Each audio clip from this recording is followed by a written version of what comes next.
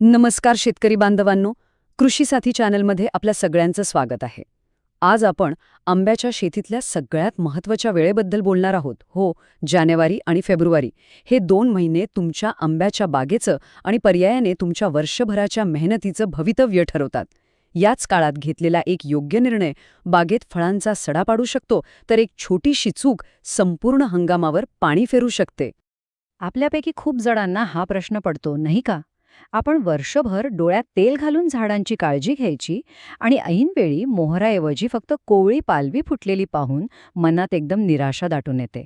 पण काळजी करू नका, यामागे एक शास्त्रीय कारण आहे आणि आज आपण तेच अगदी सोप्या भाषेत समजून घेणार आहोत.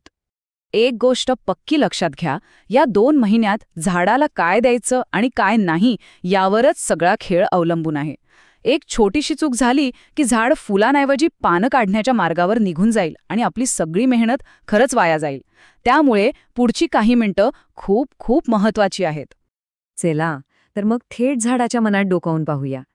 झाडाला फुले येण्यासाठी आपल्याला तयार करायचं असेल तर आधी ते हा निर्णय घेतं तरी कसं, यामागचं विज्ञान समजून घेणं गरजेचं आहे. तर बघा, नोव्हेंबर आणि डिसेंबर महिन्यात जशी थंडी वाढते तसा आंब्याचं झाड स्वतःची वाढ थांबवतं. ते एका गाढ झोपेत जातं. यालाच शास्त्रीय भाषेत सुषुप्तावस्था किंवा डॉर्मन्सी म्हणतात.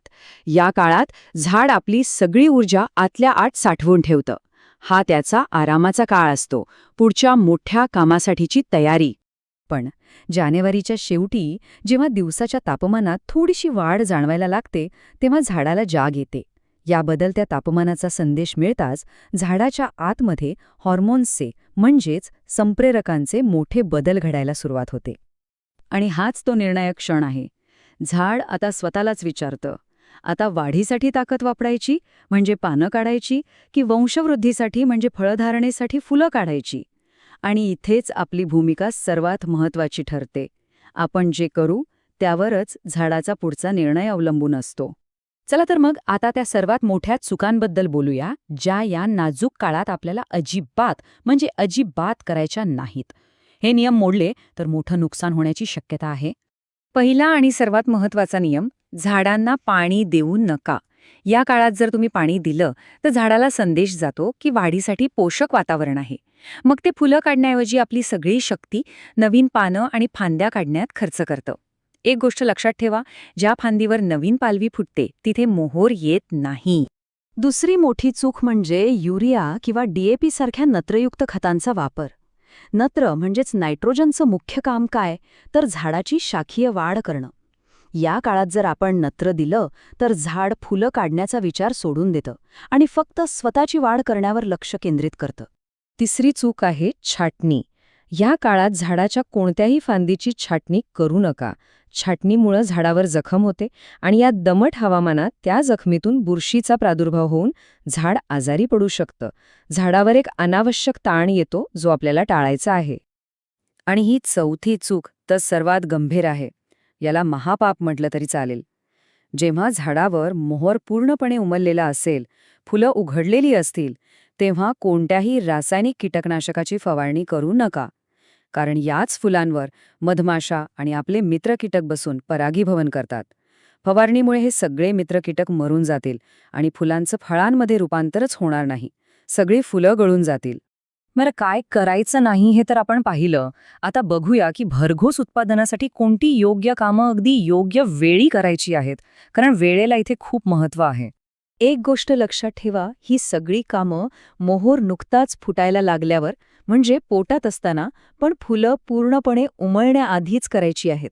यात 3 मुख्य गोष्टी आहेत: कीड नियंत्रण, बुरशीपासून बचाव आणि फुलांना ताकद देण्यासाठी हार्मोनचा वापर. या काळात आंब्यावर तुडतुडे आणि थ्रिप्स या किडींचा मोठा हल्ला होतो. हे लहान कीटक मोहरातला कोवळा रस पूर्णपणे शोषून घेतात, ज्यामुळे मोहर काळा पडून सुकतो आणि अक्षरशः गळून जातो. त्यामुळे यांचं वेळीच नियंत्रण मिळवणं खूप गरजेचं आहे. यासाठी इमिडाक्लोप्रिड या कीटकनाशकाचं 1 मिलीलिटर प्रमाण साधारण 2 ते 3 लिटर पाण्यात मिसळून फवारा. पण मी पुन्हा एकदा सांगतोय, ही फवारणी फुलं उमलण्यापूर्वीच करायची आहे, जेणेकरून आपल्या मित्र कीटकांना कोणतीही हानी होणार नाही. आता किडींसोबतच बुरशीचाही धोका असतो.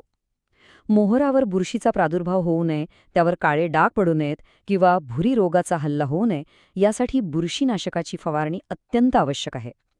यासाठी साफसारखं एखादं बुरशीनाशक खूप प्रभावी ठरतं. याचं प्रमाण आहे 2 ते 3 ग्रॅम प्रति लिटर पाणी. ही एकच फवारणी आपल्या मोहराचं अनेक रोगांपासून संरक्षण करेल आणि तो निरोगी राहील. बऱ्याचदा आपण पाहतो की मोहोर भरपूर येतो, पण त्याची गळ पण खूप होते. हे थांबवण्यासाठी आणि फुलांची सेटिंग चांगली होण्यासाठी, म्हणजे जास्तीत जास्त फुलांचं फळात रूपांतर होण्यासाठी प्लॅनोफेक्स सारख्या प्लांट ग्रोथ रेग्युलेटरचा म्हणजे PGRचा वापर खूप फायदेशीर ठरतो. हे एक प्रकारे फुलाला देठाशी घट्ट पकडून ठेवायला मदत करतं. तर या सगळ्या योग्य उपाययोजना केल्या की फुलांपासून फळांपर्यंतचा यशस्वी प्रवास कसा निश्चित होतो ते आता पाहूया. तर बघा, आपल्यासमोर मार्ग अगदी स्पष्ट आहेत. एका बाजूला आहे चुकीचा मार्ग. पाणी देणं, नत्र देणं, चुकीच्या वेळी फवारणी करणं. याचा परिणाम काय? फक्त पानं. आणि दुसऱ्या बाजूला आहे योग्य मार्ग. झाडाला योग्य तो पाण्यावर ताण देणं, छाटणी टाळणं आणि वेळेवर फवारणी करणं. आणि याचा परिणाम? भरघोस पीक. निवड आपल्या हातात आहे. आता सगळ्यांच्या मनात शेवटचा आणि सर्वात महत्त्वाचा प्रश्न आला असेल की ठीक आहे, हे सगळं केलं, पण मग झाडांना पुन्हा पाणी आणि खतं द्यायला कधी सुरुवात करायची? याचं उत्तर अगदी सोपं आहे. जेव्हा आपल्या आंब्याच्या झाडावरील फळं वाटाण्याच्या दाण्या एवढी होतील, तेव्हा समजायचं की फळधारणा यशस्वी झाली आहे. आणि याच वेळी आपण बागेला पाणी देणं आणि गरजेनुसार खतांचा वापर पुन्हा सुरू करू शकता. तोपर्यंत थांबायचं आहे. जर या संपूर्ण माहितीचा सार एका वाक्यात हवा असेल तर तो हा आहे: पाणी बंद, नत्र बंद आणि उमललेल्या फुलांवर कोणतीही फवारणी नाही. जी काही फवारणी करायची आहे ती फक्त आणि फक्त फुलं उमलण्यापूर्वीच. आशा आहे की या माहितीमुळे आपल्या मेहनतीचं योग्य फळ मिळण्यास नक्कीच मदत होईल. आपल्या बागेतील अनुभवांविषयी किंवा इतर काही प्रश्नांविषयी खाली कमेंट करून आम्हाला नक्की सांगा. अशाच शास्त्रीय आणि सोप्या भाषेतील माहितीसाठी कृषी साथी या आपल्या YouTube चॅनलला सबस्क्राईब करायला विसरू नका. भेटूया पुढच्या वेळी. धन्यवाद.